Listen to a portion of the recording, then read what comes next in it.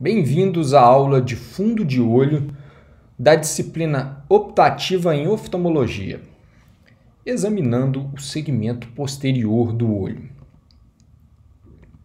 Essa é uma animação que mostra muito bem como é feito o exame de fundo de olho. Nesse exame, é interessante que a pupila esteja bem dilatada para que possamos examinar e identificar de forma adequada as estruturas do segmento posterior do olho. Quais seriam as estruturas do segmento posterior do olho que nós examinamos no exame de fundo de olho? Essas estruturas seriam o gel vítreo, um gel que preenche a cavidade vítrea, que é totalmente transparente. A gente examina também, estuda e avalia a retina, um tecido nervoso. A retina ela tem várias regiões, existe a região da mácula, a região da média periferia e periferia retiniana. No exame de fundo de olho é importante estudarmos todas essas regiões, o disco óptico e os vasos retinianos. Esse desenho esquemático mostra muito bem essas estruturas que eu comentei com vocês. Então, temos um gel vítreo preenchendo a cavidade vítrea. Esse gel vítreo ele é totalmente transparente, permite a passagem de luz de forma adequada para a retina. Os vasos retinianos, onde teremos as vênulas e as arteríolas retinianas. O disco óptico. Importante avaliarmos não só o polo posterior do olho, ali onde se encontra a mácula, mas também a média periferia e a periferia retiniana. E externamente à retina, nós temos a coroide, que é uma túnica vascular, uma região onde há uma vascularização importante e é de extrema importância para a nutrição da retina, a coroide. A gente consegue estudar e avaliar ela também no exame de fundo de olho. Como eu disse, a cavidade vítrea ela é preenchida por um gel, esse gel ele é transparente. À esquerda abaixo nós temos aí uma fotografia de um olho de cadáver, onde a gente consegue observar muito bem esse gel vítreo. O gel vítreo ele se adere de forma fisiológica a algumas estruturas da retina. Quais seriam essas estruturas? A base vítrea, que é uma região mais anterior ali do segmento posterior. Ele se adere também de forma um pouco mais firme na margem do disco óptico, na fóvea e perifóvea e nos vasos retinianos. Mais adiante nós vamos comentar a importância, por que é importante sabermos onde há uma adesão maior do vítreo na retina. Aqui nós temos uma imagem de uma retinografia de grande angular. São essas as estruturas onde nós vamos avaliar e estudar no exame de fundo de olho. Mais uma vez, aqui a gente consegue observar o vítreo transparente, a retina. Essa região mais escura, central na retina, é a mácula. Mácula significa mancha, e justamente por essa tonalidade diferente que ela tem. A gente consegue observar muito bem aqui os vasos retinianos, as arteríolas e vênulas retinianas, as arteríolas mais finas e as vênulas com calibre um pouco maior do que as arteríolas. A relação de calibre arteríola e vênula normalmente é 2:3, ou seja, a arteríola ela é mais fina do que a vênula. Esses vasos retinianos, eles se encontram, as vênulas, elas vão se encontrar ali no disco óptico. Então, na região central aqui da retinografia, a gente consegue observar bem o disco óptico. E essa retinografia, ela permite estudarmos, inclusive, a periferia da retina, que é importante também esse estudo no exame de fundo de olho. Aqui, mesma imagem de retinografia, agora do olho esquerdo. A gente consegue ver, inclusive, nesse exame que existe ali um névoa de coroide, ou seja, a gente consegue estudar bem a coroide no exame de fundo de olho. Aqui a gente consegue identificar esse névoa de coroide junto a essa arcada vascular temporal inferior. E a gente consegue identificar alguns vasos da coroide mais calibrosos externamente à retina.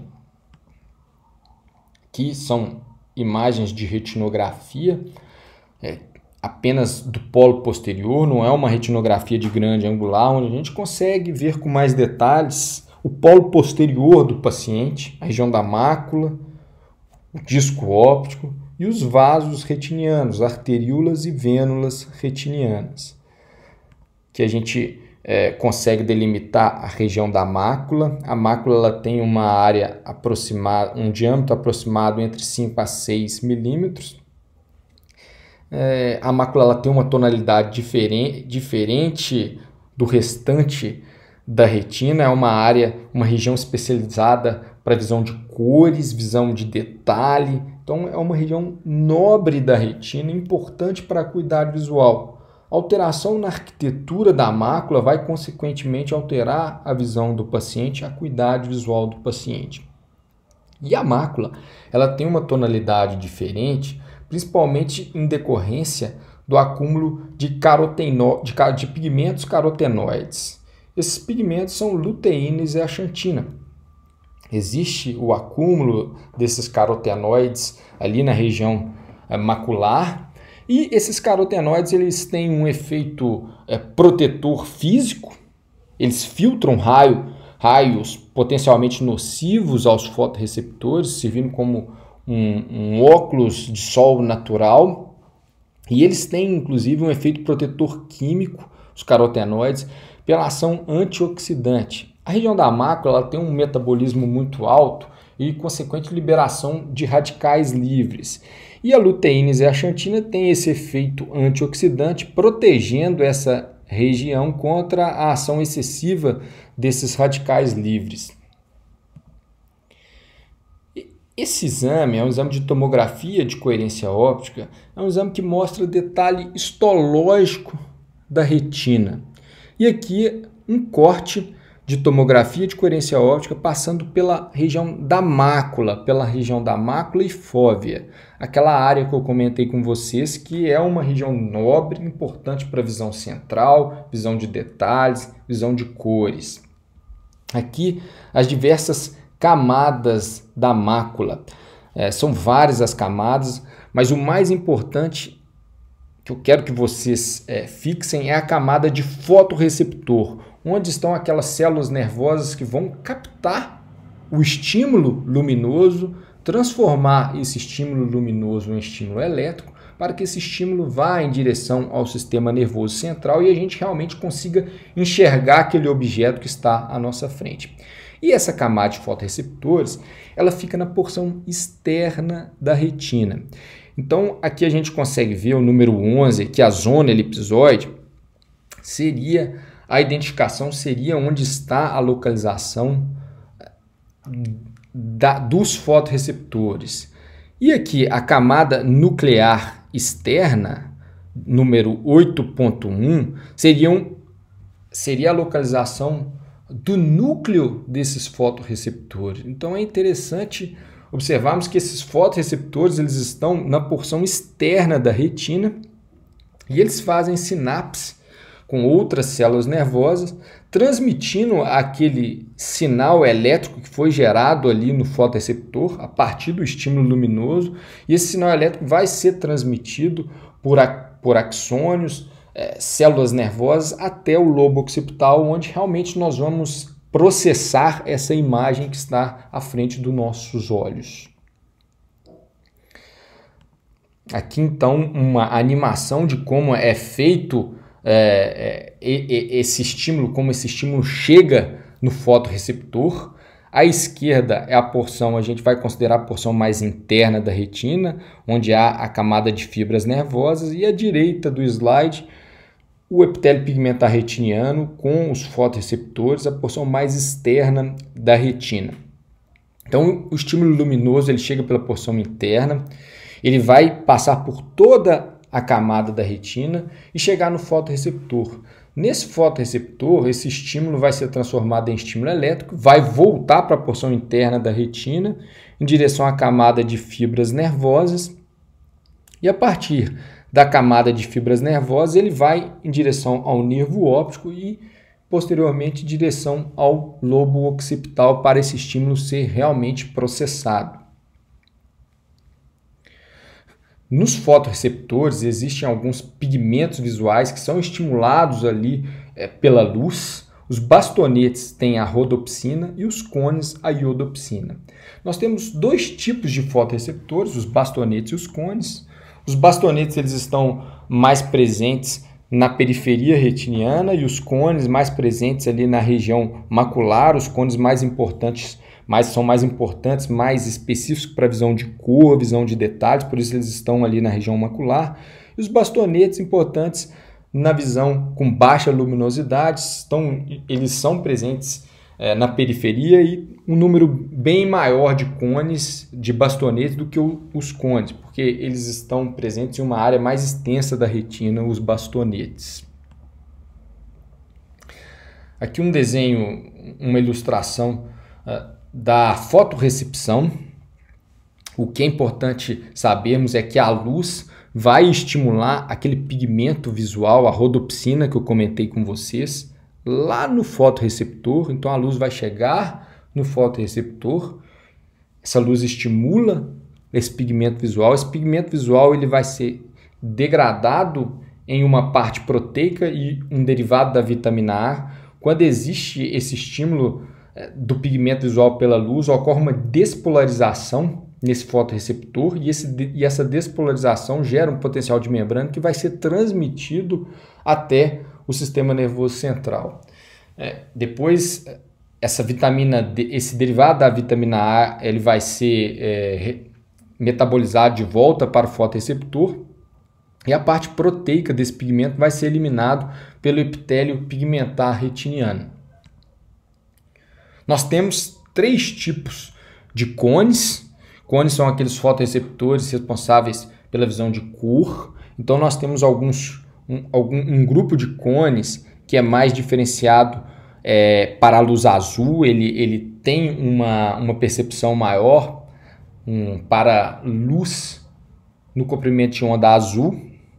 Nós temos cones diferenciados para o comprimento de onda da luz verde e cones diferenciados para o comprimento de onda laranja-vermelho. E a proporção desses cones vai variar de indivíduo para indivíduo. Por isso, a percepção de cor ser individual. Cada pessoa percebe determinada cor. Umas pessoas percebem esse vestido, por exemplo, de determinada cor, mais para amarelo, outros mais para cinza. Isso vai depender da proporção de cones vermelho e verde, e isso difere muito entre os indivíduos. É interessante vocês saberem que existe uma barreira hematorretiniana externa. Essa barreira hematorretiniana externa, ela impede a passagem de metabólitos, de produtos da coroide para a retina, de certa forma protegendo a retina contra possíveis agentes tóxicos que possam lesar os fotorreceptores. E essa barreira hematorretiniana externa ela é composta por zônulas de oclusão existentes ali no epitélio pigmentar retiniano, que é um epitélio que está presente na porção externa da retina. Então, atua como filtro essa barreira hematorretiniana, restringe o movimento de macromoléculas para os segmentos externos dos fotorreceptores, principalmente. E existe também a barreira hematorretiniana interna. A barreira hematorretiniana interna são zônulas de oclusão existentes nas células endoteliais da microcirculação retiniana. Então, na retina existem capilares, esses capilares eles têm endotélio, e nesse endotélio dos capilares retinianos existem zônulas de oclusão que formam a barreira hematorretiniana interna.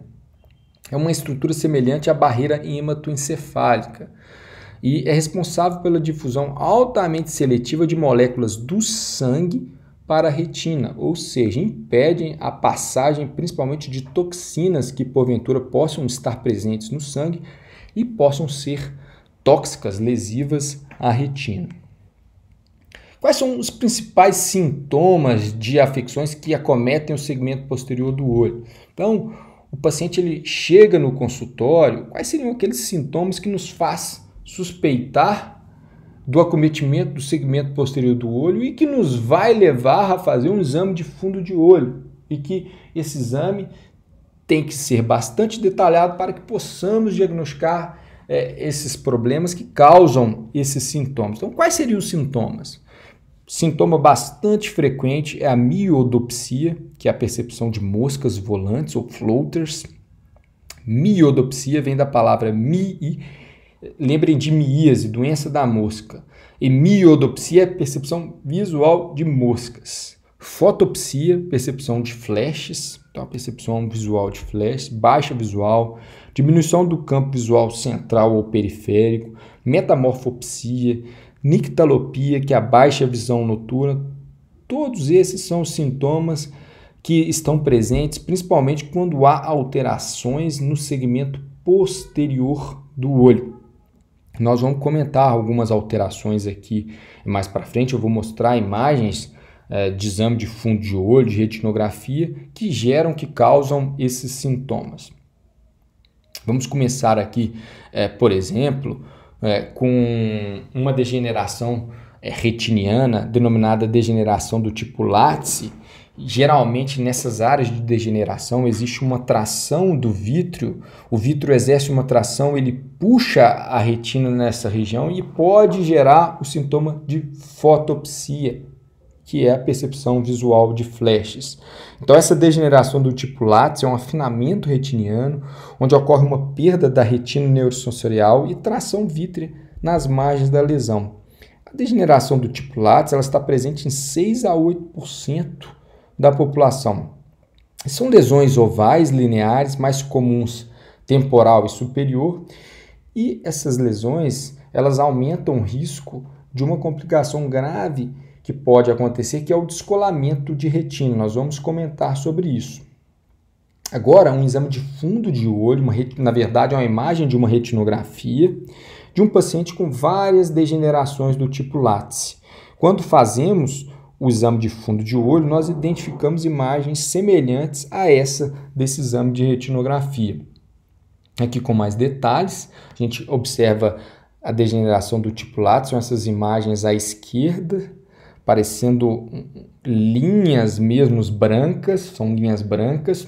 No centro, não é a degeneração do tipo Lattice, no centro a gente observa o disco óptico, os vasos retinianos, a gente observa a retina bastante atrófica.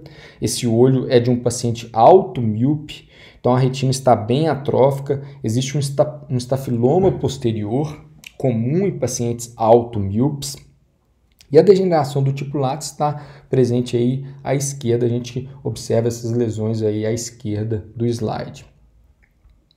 A grande questão dessas degenerações do tipo Lattice é que existe essa adesão maior do vítreo nessa área da retina e com o descolamento posterior do vítreo, que é um processo fisiológico que acontece em torno dos 50, a partir dos 50 anos, quando esse vítreo descola da retina e existe essa tração mais firme do vítreo nessa região, ele pode puxar a retina nessa área e causar um rasgo, uma rotura retiniana.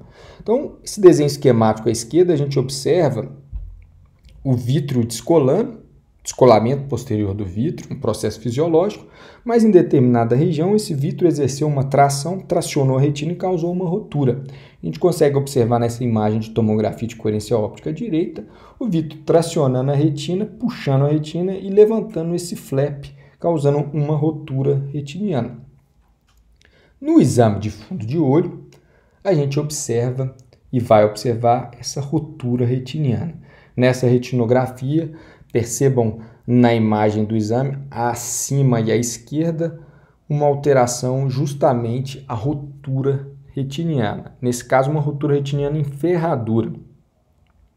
90% dos casos de rotura retiniana, quando sintomáticos, evoluem para descolamento de retina. Portanto, o tratamento profilático com laser deve ser realizado, o que reduz para 5% a chance de descolamento de retina. Então, à esquerda, acima, aí, a rotura retiniana em ferradura. Quando identificamos essa lesão, nós temos que tratar esse paciente conforme essa imagem de retinografia. Esses pontinhos brancos são marcas de fotocoagulação a laser. Fizemos a aplicação de laser ao redor dessa rotura que está na região central.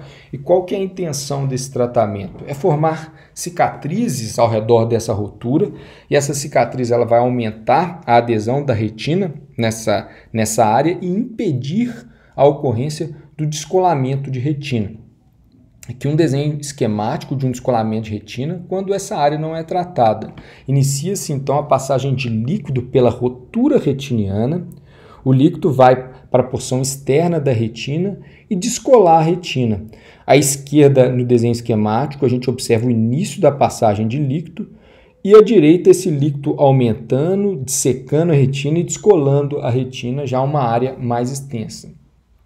E aqui um exame de fundo de olho, na verdade é uma retinografia, nós vamos observar isso no exame de fundo de olho, um descolamento de retina e a rotura bem identificada, aí, bem focada aí nesse exame de retinografia. Então esse paciente possivelmente ele não foi tratado com fotocoagulação a laser no momento que deveria ter sido tratado, ou seja, quando aquela rotura se iniciou. Quando se inicia uma rotura, o paciente tem sintoma, ele tem fotopsia, ele tem miodopsia, que é a percepção visual de moscas volantes. Então ele deve ser examinado por um médico oftalmologista, onde o médico oftalmologista vai fazer o exame de fundo de olho.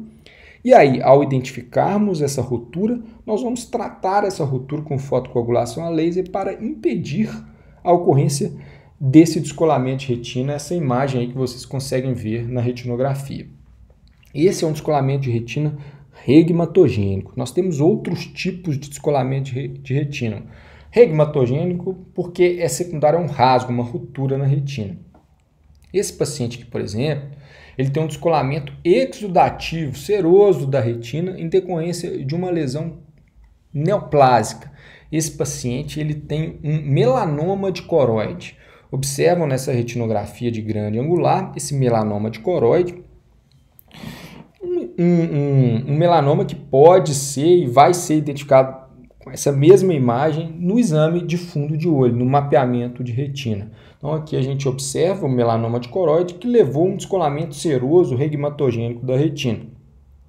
E aqui um descolamento tracional da retina, que ocorre em pacientes com retinopatia diabética proliferativa, ou seja, uma proliferação fibrovascular tracionando a retina e causando um descolamento tracional. Então, nós vemos 3 tipos de descolamento de retina que podem ser muito bem identificados no exame de fundo de olho. Então, descolamento regmatogênico, decorrente secundário a um rasgo da retina, o descolamento seroso, exudação a partir de uma lesão neoplásica, e aqui um descolamento tracional causado pela tração de proliferação fibrovascular que ocorre em pacientes com retinopatia diabética proliferativa, aquelas formas avançadas da retinopatia diabética.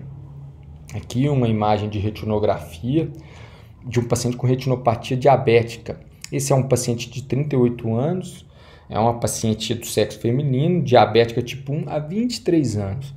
No exame de fundo de olho, nós vamos identificar exatamente conforme essa retinografia cicatrizes de laser em quase toda a extensão da retina. Esse é um dos tratamentos da retinopatia diabética, a fotocoagulação a laser. Então, esses pontinhos pretos são cicatrizes de laser.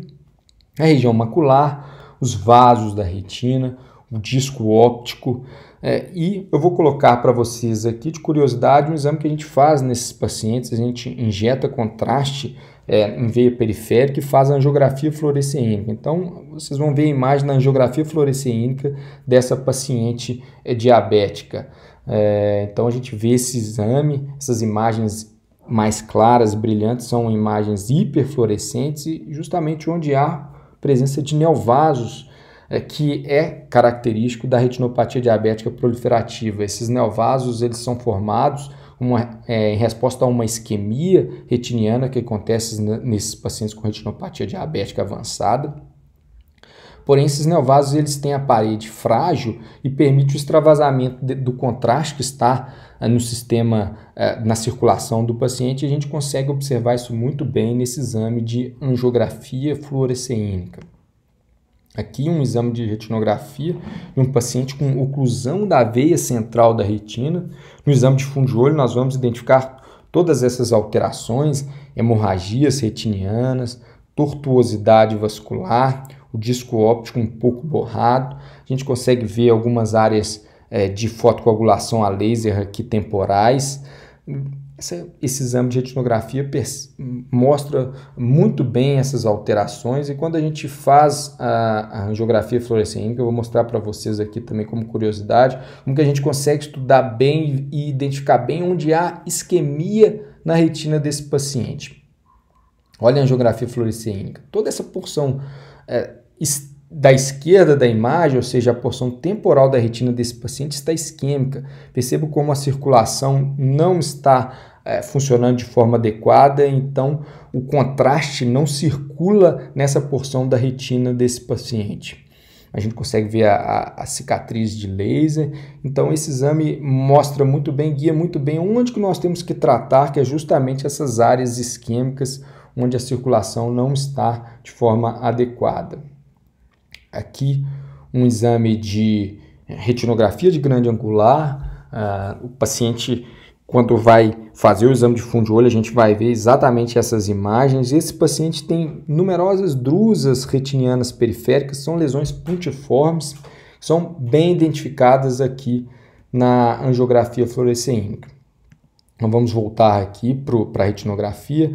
Percebam, a gente consegue ver muito bem o disco óptico desse paciente, disco óptico róseo, bem delimitado, as arteríolas retinianas, as arteríolas mais finas do que as vênulas um pouco mais calibrosas, isso é fisiológico. A retina toda aplicada, toda colada, a região macular. E na periferia a gente vê vários pontos brancos que são drusas, acúmulo de material na região subretiniana, na região ali subepitélio pigmentar retiniano, então está externamente ao epitélio pigmentar retiniano, e essas drusas elas são bem identificadas na angiografia fluorescênica, como eu mostrei para vocês. Aqui o exame de angiografia, onde ilustra muito bem essas drusas, e a gente consegue estudar bem a circulação da retina, permite identificar áreas de isquemia, áreas de extravasamento, onde há neovaso. No caso aqui não há neovaso, não há extravasamento, mas por curiosidade eu deixei a imagem dessas angiografias aqui para vocês. E muito obrigado. Qualquer dúvida, por favor, fiquem à vontade, podem me mandar o e-mail, aqui está meu e-mail, estou à disposição.